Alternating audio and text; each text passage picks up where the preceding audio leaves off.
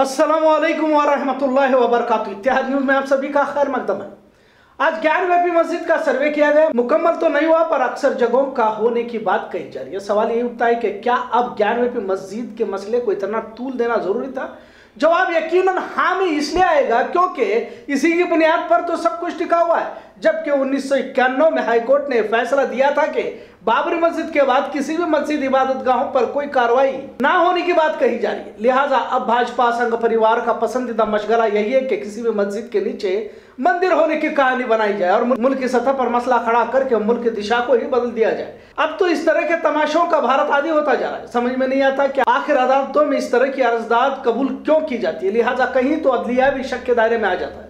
एक और खास बात ताजमहल को लेकर भी चलाई गई थी कि जिसे लेकर हमेशा की तरह अदालत में जाने की आदत संघ परिवार वालों को पड़ी है। इनको ऐसा लगता है कि अदलिया भी हमारी है और हमारे हक में ही फैसला आएगा। लेकिन ताजमहल को तेज महल मंदिर बताने वालों को अदालत ने फटकार लगाते हुए कहा कि कोई भी किसी भी तरह की तारीखी वारदात के साथ छेड़छाड़ करने वाली अर्जदाद दाखिल करेगा तो कतई बर्दाश्त नहीं किया जाएगा। लिहाजा ज्ञानव्यापी मस्जिद मामले में भी जब 1991 एक्ट के तहत ऊपरी अदालत ने किसी भी सर्वे करने से इनकार किया था तो निचली अदालत को किसी तरह का हक था ही नहीं सर्वे की इजाजत दी जाए। दरअसल कानून की ही एक तरह से खिलाफ वर्जी कही जाए तो गलत ना होगा। आज जिस तरह का माहौल बनाया गया है इससे यही साबित होता है कि तमाम गोदी मीडिया संघी भाजपाई चाहते हैं कि ज्ञानव्यापी मस्जिद को भी बाबरी मस्जिद की तरह मुल्क की सतह का मसला बनाया जाए। और अगर आपने देखा होगा कि किस तरह पुलिस इंतजामिया न्यूज चैनलों के एंकर कैमरे मतलब एक माहौल बनाया जा रहा है, जाहिर है इससे मुसलमानों में खदशा पैदा हो गया। एक मस्जिद को तो पहले ही मुसलमान खो चुके। लिहाजा इसी तरह के ड्रामेबाजी कर ज्ञानव्यापी मस्जिद भी छीन ली जाएगी ऐसा नहीं है कि महज एक ही मसला है। इस तरह के मसले और भी बनाए जा रहे हैं। संघ परिवार और हिंदुत्ववादियों का मुल्क के हर शहर हर रियासत में इस तरह का मसला खड़ा करने का मंसूबा है। क्या आपको याद नहीं कि श्रीरंगपट्टन की मस्जिद आला को जो टीपू सुल्तान शहीद ने बनवाई थी इसके नीचे भी हनुमान मंदिर होने की बात रामसेना और दिगर हिंदुत्ववादियों की जानिब से की गई थी। तकरीबन 1000 से भी ज्यादा मस्जिदों के नीचे मंदिर की कहानियां पहले से ही बनाई जा चुकी है। बाबा बुडनगिरी हो या फिर गदर की मस्जिद को भी इसी पस मंजर में ले सकते हैं। हाल ही में आनंद बीदर की दरगाह को ही मंदिर बनाकर पूजा पाठ के लिए जाकर फसाद बर्पा करने वाले यही हिंदुत्ववादी थे। अगर दूसरी तरफ से सवाल उठाया जाए तो क्या ये लोग खामोश बैठेंगे या फिर भाजपा हुकूमत खामोश बैठ सकती है? अगर मुसलमानों ने भी किसी मंदिर के नीचे मस्जिद का दावा किया तो, या फिर किसी सरकारी दफ्तर या वज़ीर आला के मकान के याते में होने की बात कर अदालत में अर्जदाद दाखिल की जाए तो क्या कबूल की जाएगी? हंगामा बर्पा किया जाएगा। और अहम बात तो यह है कि क्या आने वाली नस्ल को इसी में यह हुकूमत उलझा कर रखना चाहती है? क्या मस्जिदों के नीचे मंदिर की कहानियां सुनाकर तनाजा खड़ा कर मुल्क को विश्वगुरु बनाया जा सकता है? ताजमहल के मामले में इलाहाबाद हाईकोर्ट के लखनऊ बेंच ने काफी सख्त रवैया अपनाया और उसके 22 बंद दरवाजों को खोलने की मांग वाली अर्जदाद को खारिज कर दिया गया। कोर्ट ने कहा कि यह अदालत का काम नहीं है कि वह हिदायत दे कि किस मसले पर तहकीक या तफ्तीश करने की जरूरत है।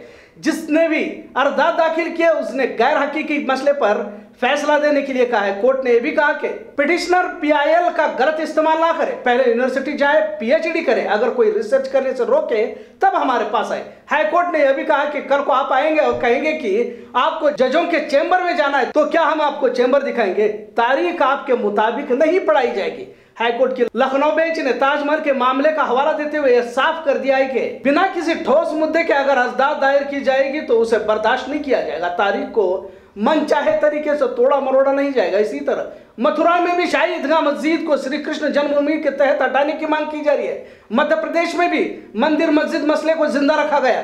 भोजशाला कमल मौला मस्जिद अर्जदाद को अदालत ने कबूल करते हुए जल्द सुनवाई की बात कही है।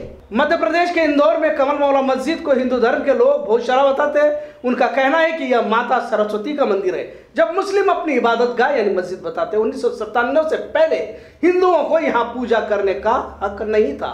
हिंदुओं को हर मंगलवार वसंत पंचमी पर पूजा करने और मुसलमानों को हर जुमा को नमाज पढ़ने की इजाजत दी गई थी। अर्जदाद में कहा गया है कि हिंदुओं को रोजाना पूजा करने की इजाजत दी जाए और मुसलमानों को नमाज अदा करने से रोका जाए। भाजपा हुकूमत अपने हिसाब से मामलों को उठाते हुए सियासी मुफाद हासिल करने की फिराक में है। अब ज्ञानव्यापी मस्जिद के नीचे मंदिर है कहते हुए इसे बाबरी मस्जिद की तरह आस्था की बुनियाद पर सियासी रोटियां सेकी जा रही है। कर्नाटक में भी इसी तरह के मजहब की बुनियाद पर कई मसलों का जाल बिछाया जा चुका है। जब चुनाव नजदीक आते हैं तो इस तरह के मामलों के जरिए इख्तिदार हासिल करने का अनोखा हुनर भाजपा ने हासिल किया। लिहाजा पूरे दिन भर में ज्ञानवापी मस्जिद पर टीवी डिबेट, पुलिस का जमावड़ा, बाजारों को बंद करके मुल्क की सतह पर नैरेटिव चलाया जा रहा है।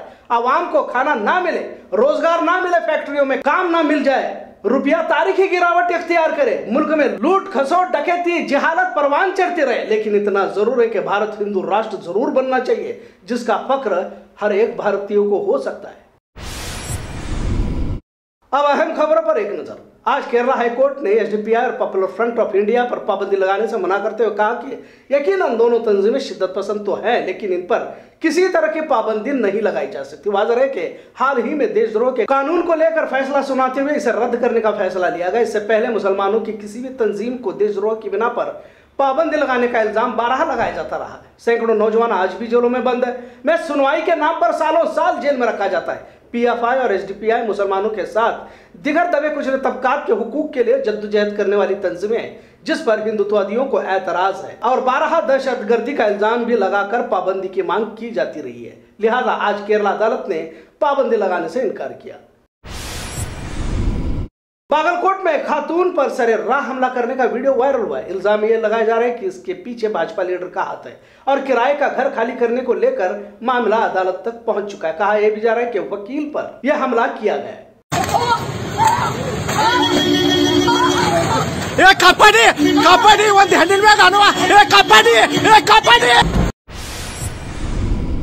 कर्नाटक सागर अनंतपुर जामिया मस्जिद में मुल्क के आईन को पढ़ा गया। वाज़ेह है कि मौजूदा दौर में भारत का संविधान यानी आईन हिंद को खत्म करने की साजिश कुछ फिरका परस्तों की जानिब से की जा रही है। लिहाजा जुमा नमाज के बाद मुल्क के आईन को सभी मुसलमानों ने पढ़कर इसकी हिफाजत का अज़्म किया।